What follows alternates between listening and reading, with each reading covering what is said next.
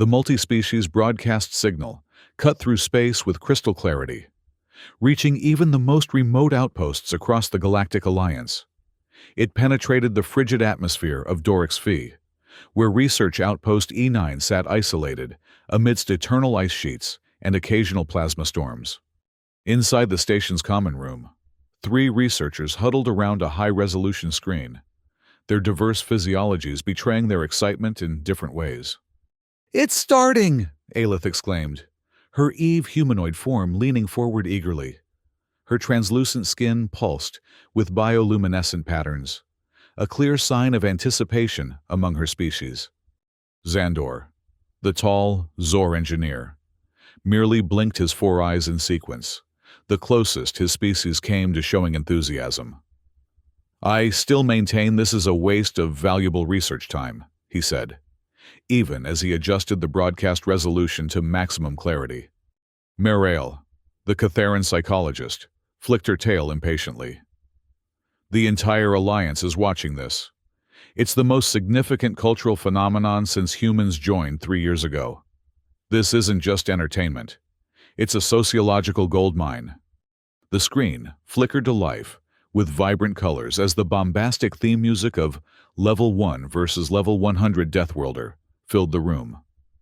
A sleek, artificially rendered host, Jimmy V31.2, appeared with a wide, uncannily perfect smile. "Welcome, citizens of the Alliance. Tonight marks the premiere of the most ambitious survival challenge in galactic history. For the first time, representatives from various Deathworld species will compete on the most hostile environments we could legally broadcast." The camera panned across impressive graphics, showing the competitors: the acid-secreting Lamaderes, Level 20, the amphibious Aquir, Level 50, the armored Gorans, Level 65, the rocky-skinned Morvac, Level 80, the tiny but deadly Cetarinans, Level 100, and, drawing particular attention, the humans, Level 1. 10 days since the pilot aired, Merail noted, and the show's already broken viewing records across 17 sectors. "A disturbing commentary on Alliance culture," Xandor muttered. "Finding entertainment in watching species struggle in deadly environments," says the Zor who adjusted his schedule to ensure he wouldn't miss a single episode. Aelith teased, her skin flashing a pattern of playful mockery. Xandor's outer eyes narrowed. "Purely for scientific observation." The broadcast continued with Jimmy, V31.2's enthusiastic voice. "Tonight, Episode 1, Swamp World Showdown. Which species will triumph in the murky depths, and which will sink into oblivion?" "I've got 200 credits on the Morvac," Xandor declared confidently. "Their stone-like skin provides natural protection against most hazards." Aelith shook her head. 300 on the humans." Both Xandor and Merail turned to her in surprise. "Humans? The Level 1s?" Merail's tail stood straight in shock. "They're the weakest Deathworlders ever admitted to the Alliance." "Perhaps," Aelith replied with a mysterious smile. "But I've been studying them. Don't let their classification fool you." Xandor scoffed. "They'll be eliminated within the first 3 days. The swamp environment alone will—" "I'll take those odds," Aelith interrupted. 300 credits and your share of nutrition bars for a month." "Deal," Xandor agreed quickly. "Easy credits." Merail flicked her ears thoughtfully. "I'll put 150 on the Aquir. The swamp environment gives them a natural advantage." As the 3 scientists settled in to watch, a communication alert flashed on their workstation. Xandor glanced at it before dismissively silencing the notification. "Aren't you going to check that?" Merail asked. "Just another request for our warp signature analysis," Xandor replied. "It can wait until after the episode." "That's the 3rd request this week," Aelith noted with slight concern. "And we'll get to it," Xandor assured her, turning up the volume as the competitors were being introduced on screen. "After we see if your ridiculous bet pays off." The 3 scientists had no idea that their simple wager would become part of a much larger transformation, one that would reshape the Alliance's understanding of what it meant to be a Deathworlder. The swamp challenge began with each species being dropped into different quadrants of a vast, murky, wetland planet. The camera focused on the human team as they landed in knee-deep, bubbling mud. "And so it begins," Aelith whispered, her eyes fixed on the screen. "The level ones versus the universe." By the time Episode 2, Desert Deathworld, began streaming a week later, the three scientists had completely abandoned their research duties. The warp signature analysis lay forgotten as they became fully invested in the unfolding spectacle. "I still can't believe what happened in that swamp," Morale said, her tail swishing excitedly as she arranged snacks on the table. "The humans shouldn't have survived past day 3. Using their parachute fabric to create elevated shelters was unexpected," Xandor admitted grudgingly. Aelith smiled triumphantly. "I told you, and you're down 300 credits. "The show isn't over," Xandor countered. "This desert environment will surely expose their weaknesses." On screen, Jimmy, V31.2, cheerfully described the new challenge.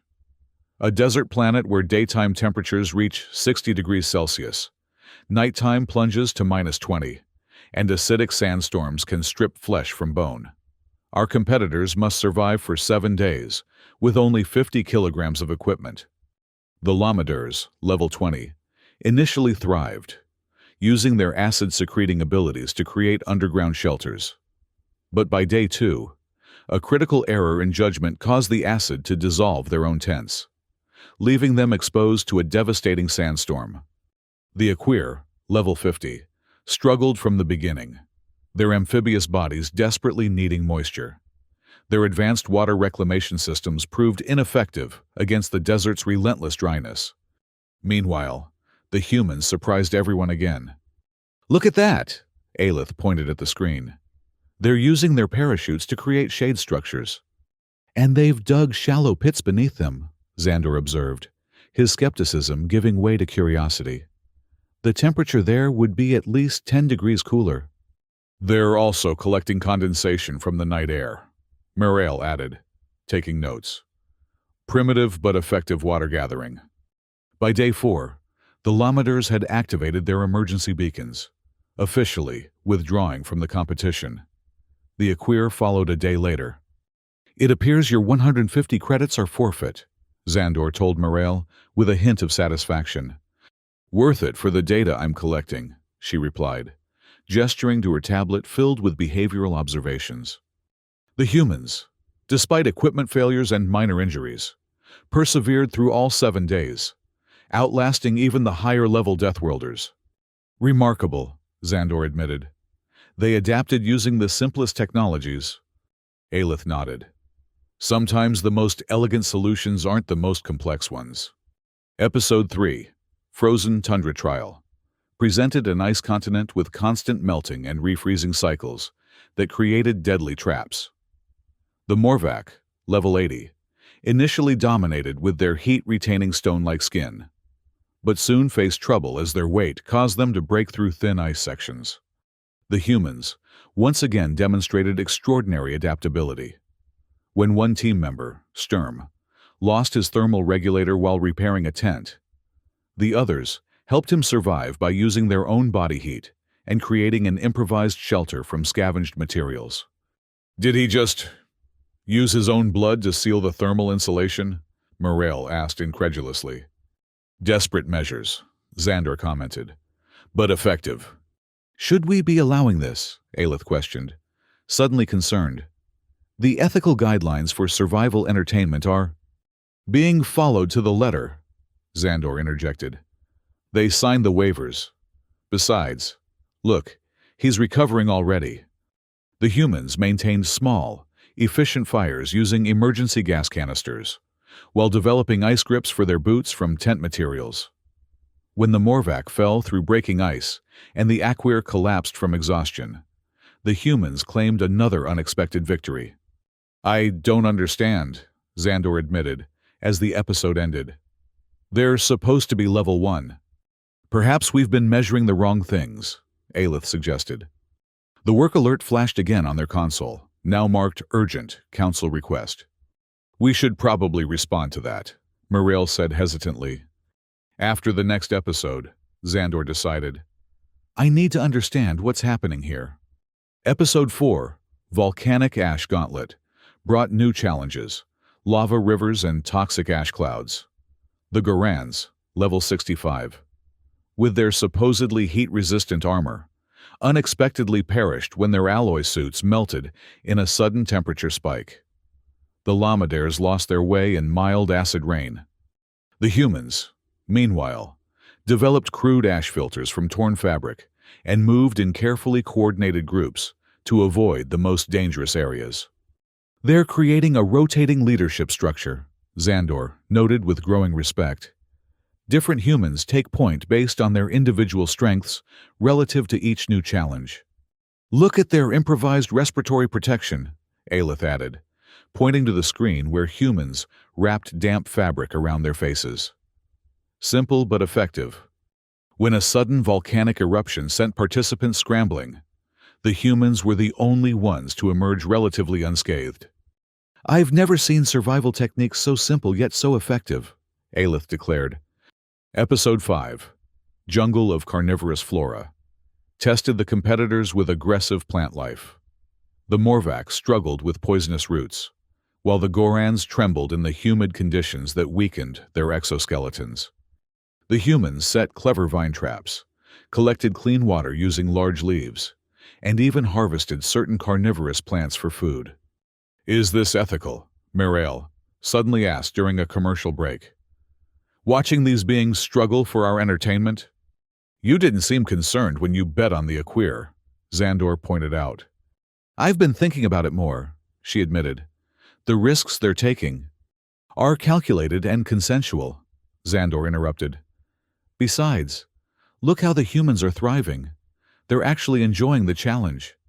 On screen, the humans had discovered they could use ash from controlled fires to repel the most aggressive insects, and were beginning to develop tools from the bones of predatory plants. Episode 6, Acid Rain Desert, combined shifting dunes with unpredictable acid downpours.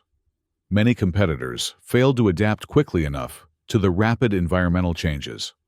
The Lamadares lost control of their acid secretions when rain diluted their protective membranes. The Aquir suffered from toxic rainwater absorption, and even the Morvac experienced cracking in their outer layers. The humans fashioned makeshift raincoats and applied a stored anti-acid paint to protect their shelters. In a particularly tense moment, they created an improvised pH testing kit using components from their survival packs. That's a scientific instrument they're building, Xandor said, leaning closer to the screen.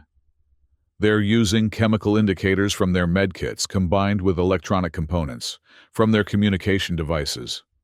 Sacrificing communication for survival, Aelith observed. A calculated risk. Muriel's eyes widened. And it's working. They're neutralizing the acid with bases from their emergency supplies. As the humans claimed another victory, the scientists noticed something they hadn't paid attention to before.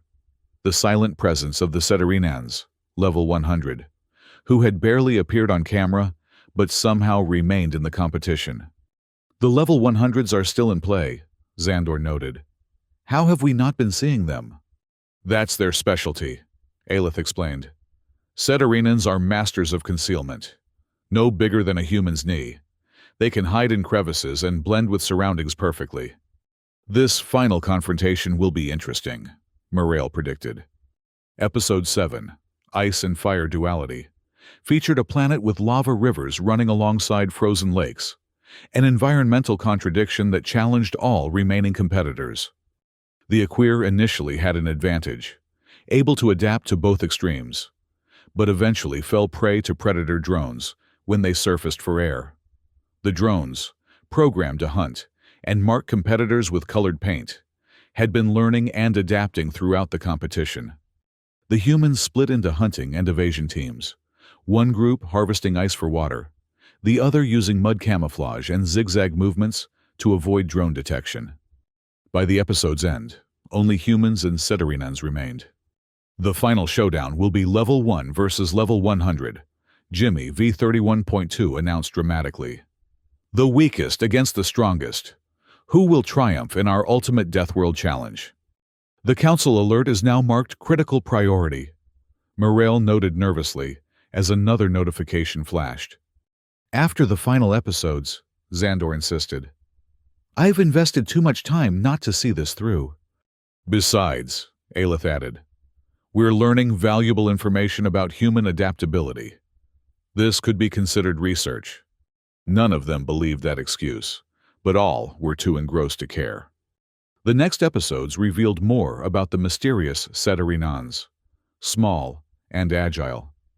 They constructed natural bases in tree hollows, gathering insects for sustenance and creating nearly perfect camouflage. Their stealth was so effective that they had been eavesdropping on the scientists' discussions about tactics, adapting their own strategies accordingly. This revelation came as the predator drones evolved to distinguish different species using colored paint markers, forcing competitors to change tactics constantly.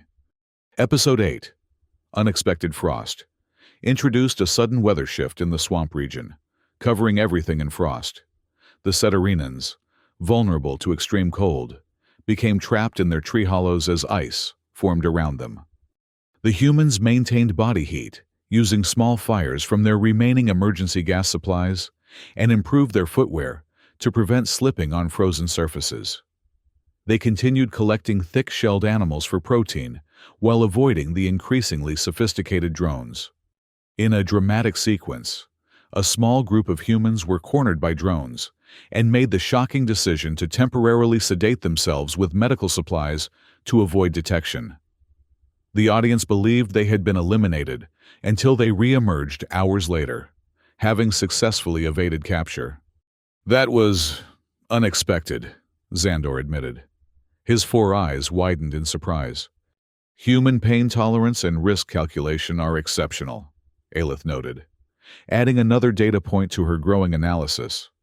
By now, their research station's communication system was constantly flashing with increasingly urgent council messages.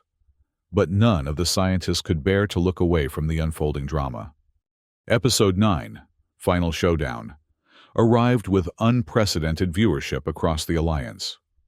The remaining humans and Setarinans faced off in the cryovolcanic valley, a treacherous landscape of cold lava flows and unstable ice formations. The Setarinans, masters of concealment, hid in ice crevices and utilized their small size to evade both drones and human detection. The humans established a mobile defense network, small fires, parachute reflectors, and mud-based camouflage creating atmospheric blind spots that confused drone sensors. The climax began when the Setarinans, running low on food supplies, were forced to leave their hideouts. A tense chase ensued across cracking ice and cooling lava streams, with drones in close pursuit. "This is it," Aelith whispered, her skin glowing bright with excitement. The final confrontation occurred when the Setarinan leader, Yinra Zek, made a desperate dash across a frozen lake toward higher ground. The humans, having anticipated this move, deployed an improvised ice melter using their remaining fuel and a jury-rigged heating element. The ice cracked beneath the Setarinan leader, not enough to cause drowning, but sufficient to trigger the emergency beacon. The final Setarinan withdrew from the competition. "Impossible!" Xandor exclaimed. "A level 1 species defeating a level 100? Level 1 has conquered level 100, Jimmy, V31.2 announced dramatically. The Alliance will never be the same." In the research station, Aelith, Xandor, and Morale exchanged looks of admiration and regret. "We've been underestimating them all along," Morale admitted. "And ignoring our actual duties," Xandor added, finally acknowledging the flashing emergency notification. "The Council is demanding our warp signature analysis immediately." Across the Alliance, citizens celebrated or argued about the outcome. Level 1 warrior clubs sprang up on various planets, with humans becoming symbols of survival intelligence. On Earth, families gathered around massive screens to watch replays of the human victory. One late-arriving family settled in front of their view screen, their child playing with a toy predator drone, murmuring, "When do we get to compete?" Aelith compiled her academic notes, publishing graphs analyzing the Lamadares and Aquir's failure patterns, connecting these back to various research consortia. In the final scene, an Alliance rebel looked skyward, whispering, "If humans could do it, who else might be a threat?" opening the possibility for new challenges in the future. The second season of Level 1 versus Level 100 Deathworlder began production 3 months later. This time, however, the stakes had changed. Humans were no longer classified as Level 1, and several Alliance species had requested to be included as participants, eager to prove they could match human adaptability. In Research Outpost E9, now properly performing their warp signature analysis duties, Aelith, Xandor, and Mirael still gathered during off-hours to watch the new episodes. Their betting pool had expanded to include other researchers from neighboring outposts, and discussions about survival strategies had become a regular part of scientific discourse. I still maintain that technological sophistication is not necessarily correlated with survival capability, Aelith argued during one such gathering. "The evidence certainly supports your hypothesis," Xandor conceded, having lost a significant portion of his research stipend to Aelith's successful bets. Mirael, who had been unusually quiet, suddenly spoke up. "Have you considered the implications beyond entertainment? The Council has requested specialized human consultants for our frontier outposts." "Logical," Xandor replied. "Their adaptability would be an asset in unstable environments." "It's more than that," Mirael insisted. "They're being integrated into defensive planning committees. The Council sees something valuable in their approach to problems." Aelith's skin pulsed with a pattern indicating deep thought. Perhaps what makes them dangerous isn't their strength, but their perspective. On the view screen, the new season's competitors faced a challenge involving atmospheric pressure fluctuations. The camera lingered on a human contestant who had fashioned a pressure equalizer from seemingly random components. "Exactly," Aelith continued, pointing at the screen. "They don't see insurmountable obstacles. They see puzzles with solutions they haven't found yet." In that moment, as the three scientists watched humans once again defy expectations, a new understanding emerged, one that would eventually redefine the very concept of what it meant to be a Deathworlder in the Galactic Alliance. Because sometimes, the most dangerous species isn't the one with the sharpest claws or the toughest hide. Sometimes, it's the one that refuses to accept impossibility. On the bridge of the Alliance flagship, Indomitable Purpose, Admiral Vorlex reviewed the latest intelligence reports with growing concern. "So the humans have requested membership in the Defense Council?" he asked his aide. "Not just membership, sir. They've proposed a complete restructuring of our approach to Deathworld classification and defense strategies." The Admiral's breathing apparatus hissed as he considered this information. "Based on a survival entertainment program?" "Partially, sir. But they've also submitted extensive data on their historical military adaptations, emergency response protocols, and disaster management systems." "And the Council is considering this seriously?" "Yes, sir. The success of human contestants in the Deathworlder competitions has created significant political capital. Many Council members are enthusiastic about human methodologies." Admiral Vorlex turned to the viewport, staring at the distant stars. 3 years ago, we admitted them as a courtesy, a Level 1 species barely worth noting. Now they're proposing to reorganize our defensive doctrines. "Should we oppose the initiative, sir?" The Admiral was silent for a long moment. "No," he finally said. "Let's watch closely instead. I want to understand what they see that we've been missing all this time."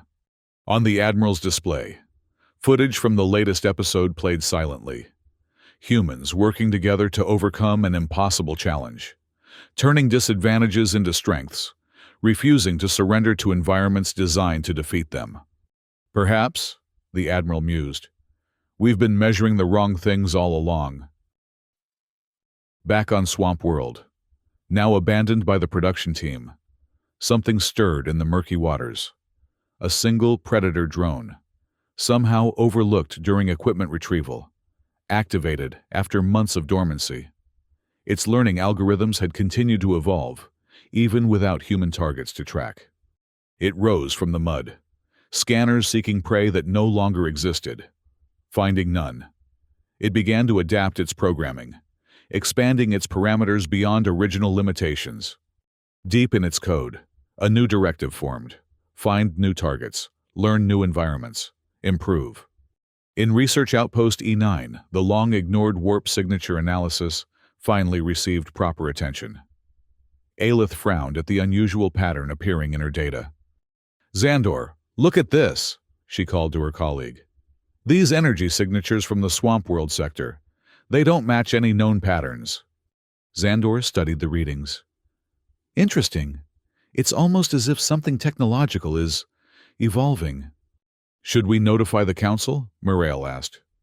Aelith hesitated. "Not yet. Let's gather more data first."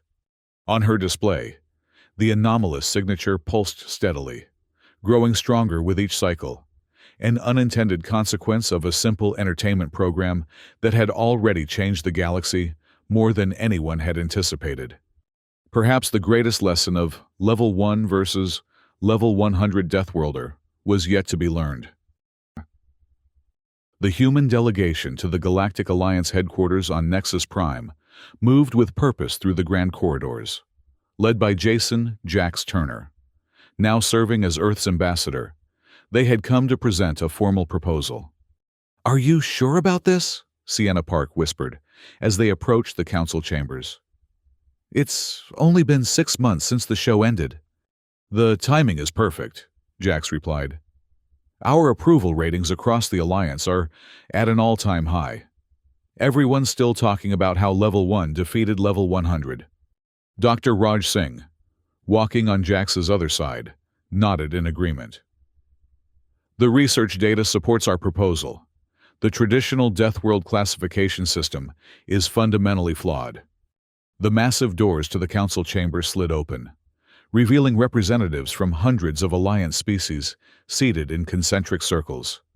At the center stood the High Speaker, a luminary whose crystalline form refracted light in complex patterns. "The Council recognizes the human delegation," the High Speaker announced, voice resonating through the chamber. "You may present your proposal." Jax stepped forward, standing tall despite being physically dwarfed by many of the representatives. "Esteemed members of the Galactic Alliance," he began, "we come before you today, not as Level 1 Deathworlders, but as equals who have demonstrated that traditional classification systems fail to capture the true nature of survival potential." Murmurs rippled through the assembly. "Our experience in the Deathworlder competition has revealed a fundamental truth. Adaptation and cooperation often triumph over specialized biological advantages. We propose a new framework for understanding species capabilities, one that values problem-solving, resource utilization, and collaborative potential alongside physical attributes." As Jax continued outlining their proposal, screens throughout the chamber displayed data from the competition, analyzed and organized to support their arguments. The faces of council members registered everything from skepticism to intrigue. In a private viewing room adjacent to the council chamber, Aelith, Xandor, and Morale watched the proceedings with rapt attention. "I can't believe we're witnessing this," Morale said quietly. "A direct challenge to centuries of Alliance taxonomy.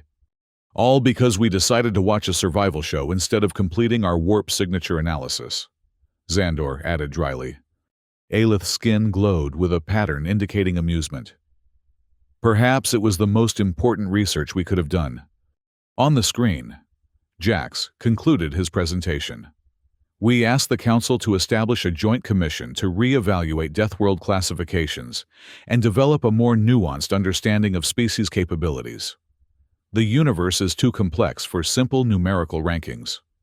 The High Speaker's crystalline form shimmered as they considered the proposal. "The Council will deliberate on this matter, but I must note A prismatic light pulsed through their body, the luminary equivalent of a smile. That your presentation has made a compelling case for reconsideration. As the human delegation exited the chamber, Sienna leaned toward Jax. Do you think they'll actually change the system? I don't know, he admitted. But they're listening now. That's a start. And if they don't? Dr. Singh asked. Jax smiled. Then we keep adapting until they do. That's what humans are good at, isn't it? From their observation room, the three scientists exchanged knowing glances. Level 1, Aelith said with a mixture of respect and amusement. The most dangerous classification of all. Across the galaxy, view screens displayed the announcement for the third season of Deathworlder Challenge, now rebranded without numerical levels, featuring teams of mixed species competing together against environmental hazards. The first promotional image showed a human and a Cetarinan standing side by side, an unlikely partnership that would have been unthinkable before the previous seasons. The tagline read simply, "Survival isn't about what you are, it's about what you become." The universe, like the show itself, had adapted to a new understanding, one where numbers meant less than the indomitable will to survive against all odds. And somewhere on a forgotten swamp planet, a single drone continued to evolve, learning from the greatest teachers it had ever encountered, the supposedly weakest species in the galaxy, who had proven to be anything but. Level 1, the most dangerous level of all.